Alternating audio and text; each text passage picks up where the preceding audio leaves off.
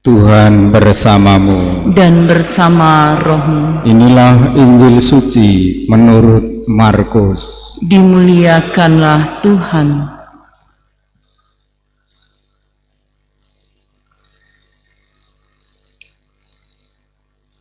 Pada waktu itu Yesus meninggalkan daerah Galilea dan berangkat ke daerah Tirus.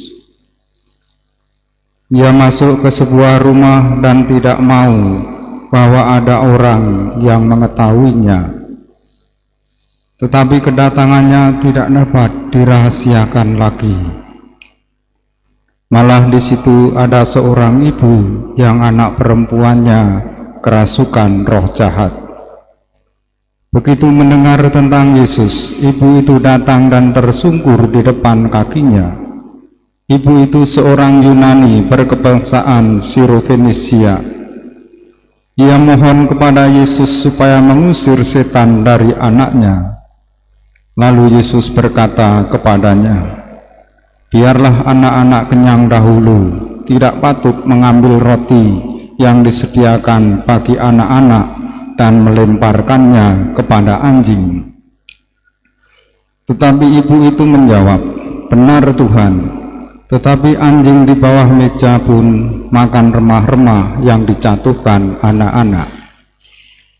Lalu Yesus berkata kepada ibu itu, "Karena kata-katamu itu, pulanglah, sebab setan itu sudah keluar dari anakmu."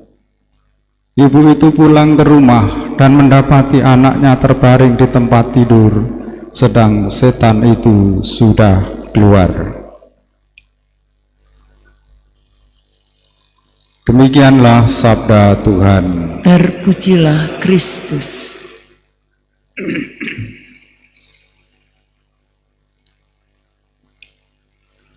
Saudara-saudari yang terkasih, perjuangan wanita Sirofenisia yang kita dengar dalam Injil tadi, mari kita merenungkan dalam 3 hal. Yang pertama, tindakan Allah yang penuh belas kasih. Tindakan Allah melampaui suku, terutama pada zaman Yesus suku Yahudi, karena wanita Sirofenisia itu orang Yunani. Ia tidak pantas bergaul dengan orang Yahudi, tetapi tindakan Yesus melampaui, mengatasi kesukuan atau kedaerahan. Yang kedua, iman yang diperjuangkan. Dalam percakapan antara Yesus dan wanita Sirofenisia tadi tampak terjadi perdebatan, argumentasi, tetapi sesungguhnya ungkapan seorang ibu terhadap kenyataan yang ilahi, yaitu Yesus sendiri. Dikatakan ibu itu datang dan tersungkur di depan kaki Yesus.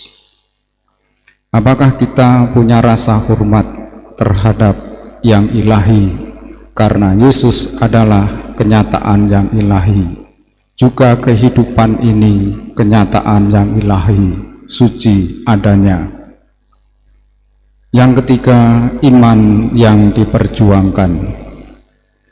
Ibu tadi dalam percakapannya tidak hanya memperjuangkan imannya sendiri, tetapi sesungguhnya ia mau memperjuangkan iman anaknya.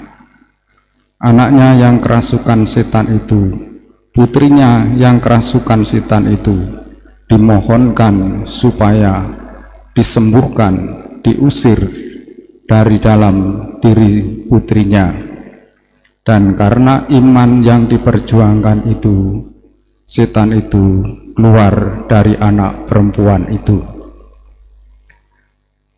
Mari kita selalu terbuka kepada kenyataan yang ilahi dan memperjuangkan iman kita, mempertanggungjawabkan iman kita pun sebagai orang Kristiani, juga bagi saudara-saudari yang hidup sebagai suami istri, perlu terbuka kepada kenyataan yang ilahi, perlu perjuangan dan perlu pertanggungjawaban juga bagi saya yang menjalani panggilan sebagai imam. Kita satukan doa-doa kita bersama persembahan di altar.